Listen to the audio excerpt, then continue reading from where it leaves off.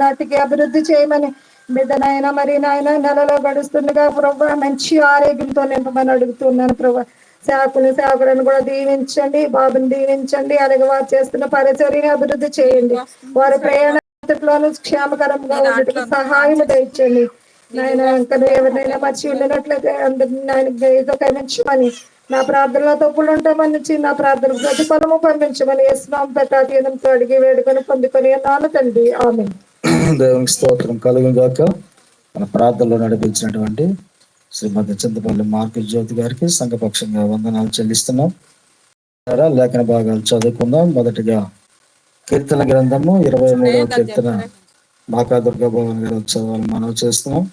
రెండవ భాగం మత్తయి సువార్త 28వ అధ్యాయం 16 నుంచి 20 వరకు ఉన్నటువంటి భాగాన్ని మన ప్రియులు శ్రీ గడాల ఎబినేజర్ మాస్టర్ గారు వచ్చి ఆ భాగం చదవాలని మనం చేస్తున్నాం. మొదటి భాగము కీర్తనలు 23వ కీర్తన మాకా దుర్గా భవన్ చదువుతుంది. రెండవ భాగం మత్తయి సువార్త 28వ అధ్యాయము 16 నుంచి 20 వరకు శ్రీ ఎబినేజర్ మాస్టర్ గారు మనం చదివినిపిస్తారు.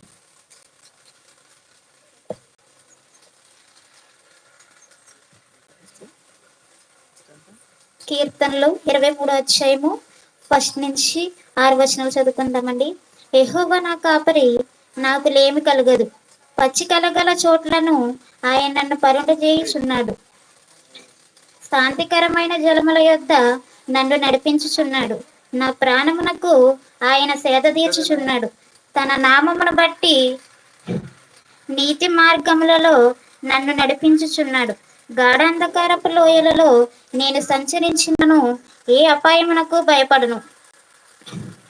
నీవు నాకు తోడయ్యందువు. నీ దుడ్డి కర్రయు నీ దండమును నన్ను ఆదరించెను. నా శత్రువుల ఎదుట నీవు నాకు భోజనము సిద్ధపరుచుదువు. నూనెతో నా తల అంటియున్నావు.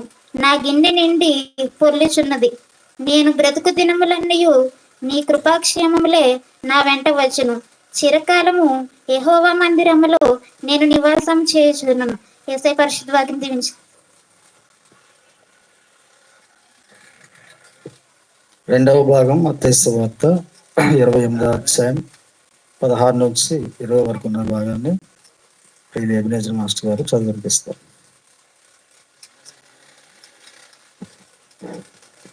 ఈ దినముకై ఏర్పాటు చేయబడినటువంటి వాక్య భాగము మత్తయి సువార్త 28వ అధ్యాయము 16 నుంచి 20 వరకు చదువుకున్నాం. 11 మంది శిష్యులు యేసు తమకు నిర్ణయించిన గలిలయలోని కొండకు వెళ్ళిరి. వారు ఆయనను చూచి ఆయనను మొక్కిరి గాని కొందరు సందేహించిరి. అయితే యేసు వారి యొద్దకు వచ్చి, పరలోకమందును భూమి మీదను నాకు సర్వాధికారము ఇయ్యబడి ఉన్నది. కాబట్టి మీరు వెళ్ళి సమస్త జనులను శిష్యులనుగా చేయుడి. తండ్రి యొక్కయు కుమారుని యొక్కయు పరిశుద్ధాత్మ యొక్కయు నామములోనికి వారికి బాప్తిస్మం ఇచ్చుచు, నేను మీకు ఏ ఏ సంగతులను ఆజ్ఞాపించితినో వాటినన్నిటినీ గైకొనవలనని వారికి బోధించుడి. ఇదిగో నేను యుగ సమాప్తి వరకు సదాకాలము మీతో కూడా ఉన్నానని వారితో చెప్పాను. దేవుడి పరిశుద్ధ వాక్యము దీవించండి. లేఖన భాగాలు చదివినటువంటి మాకా దుర్గా భవన్ గారికి అలాగే మా ప్రియులు ఎబినేజర్ మాస్టర్ గారికి సంఘపక్షంగా వారికి వందనాలు చెల్లిస్తున్నాం. మరి సమయంలో మన ప్రియులు మరి టీడీపీ యువజన నాయకులు మన ప్రియులు శ్రీ రావు మాధవ్ బాబు గారి తనయులు శ్రీ రావు అక్షయ్ బాబు గారు మన మధ్యకి రావడం చాలా సంతోషకరం. వారు వస్తుండగా చప్పట్లు కొడుతూ ఆహ్వానిస్తాం. వేదిక దగ్గర రావాల్సిందిగా ఆహ్వానం తెలియజేస్తున్నాం. వాళ్ళ గవర్నమెంట్ హాస్పిటల్ వెంటనే వచ్చాయి ఆహ్వానం తెలియజేస్తాం.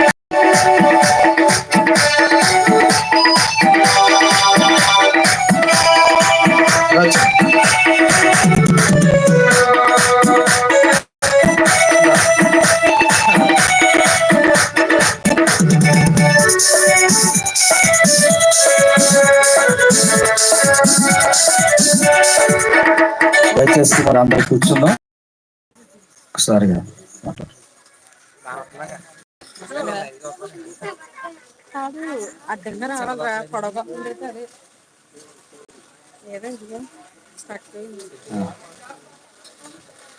శ్రేణి గారు ఇంకా ముఖ్యులు మరి పెద్దలైన వారు బాబీ గారు ఇంకా